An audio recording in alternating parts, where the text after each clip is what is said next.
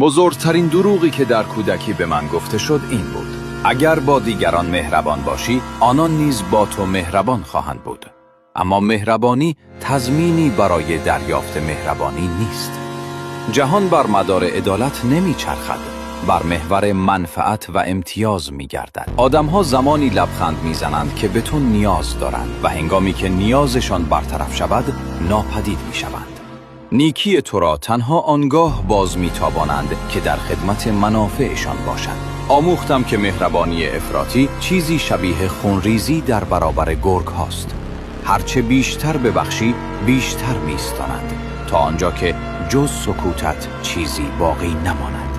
تو را انسان خوبی می نامند در حالی که جانت را آرام آرام تهی می کنند.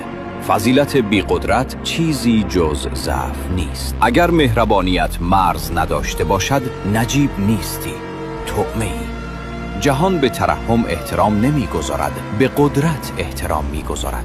در برابر اعتماد به نفس زانو میزند، نه در برابر دلسوزی. پس مهربان باش، اما ساده دل نه. به دیگران یاری برسان، اما نه هرگز به بهای آرامش خویش. انسان دانا گرما میبخشد، اما آتش خود را محافظت میکند.